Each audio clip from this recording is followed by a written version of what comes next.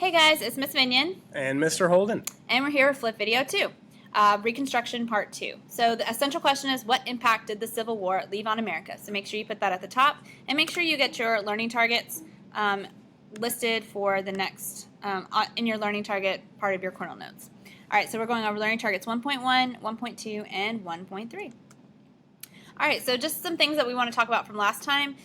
Jim Crow.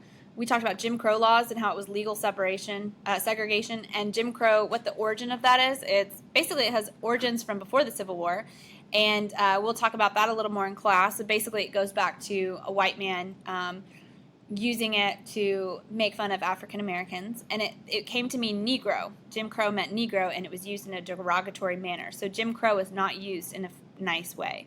And whites promoted racism during this time because they were afraid of losing their jobs to African Americans. Other ways that progress was stalled for African American rights was that sharecropping started in the South, and it's basically a form of slavery. You can see the counties that use sharecropping, and it's mostly concentrated here in the South, and basically in Georgia and Alabama, and in parts of Texas. What is sharecropping? Basically, if you look at this, you have the farmer, the tenant farmer, who has to get tools from like a merchant, and he is loaned those things. Then he has to basically plant the crops, harvest them, turn over the crop to the owner, but then he also has to pay back the tools that he used. And so it ends up that he doesn't make much money. And so it's just a different form of slavery, pretty much. And so by the end of the 1800s, most African Americans were sharecroppers in the South.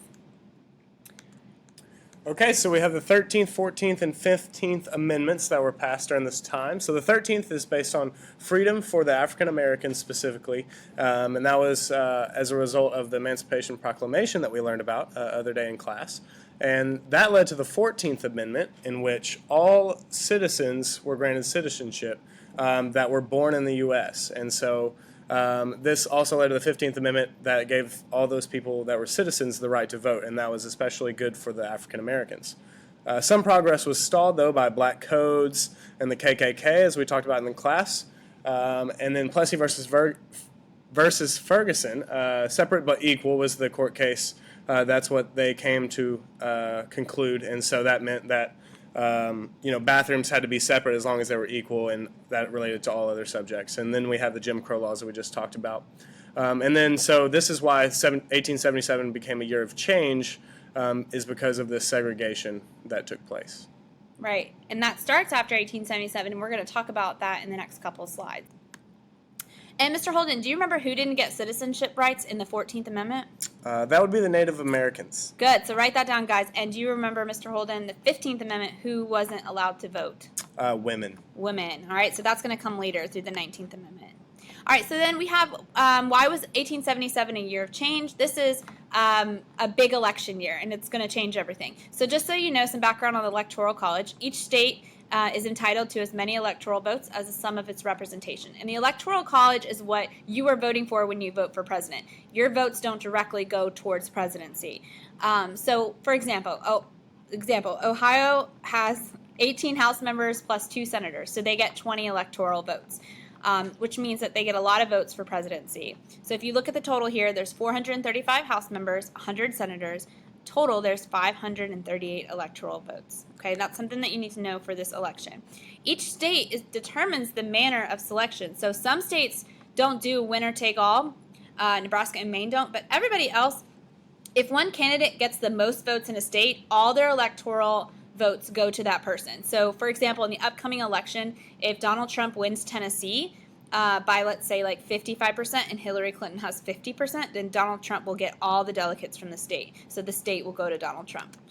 All right, so like it says, therefore, an Ohioan who votes for Obama is really voting for an elector pledged to cast the state's electoral votes for Obama.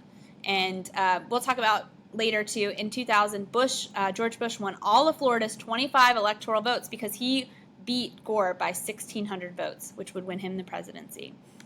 Make sure if you have questions about that, write that down so you can bring it into class. All right, so why was 1877 a year of change? You could see this is the presidential election. The blue is the Republican and the red is the Democrat. And so you can see it's equally split. So the popular vote right here is pretty much split down the middle. And then you can see that neither had enough electoral votes. So Tilden will win the presidential election. He won the popular vote, not the election.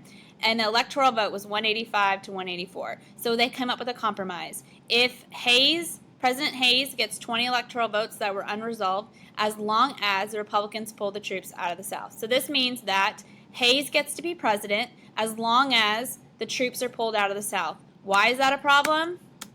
It's a problem because it ends Reconstruction and leaves the South on their own. There will be no one there to tell the South that they can't treat African Americans in the manner that they've been treating them. And black codes, Jim Crow laws, segregation, lynching, literacy tests, grandfather clause, all of these civil rights violations will keep occurring in the South because of this one election that was resolved by pulling the military out of the South. All right, so that's it for today. Have a good day.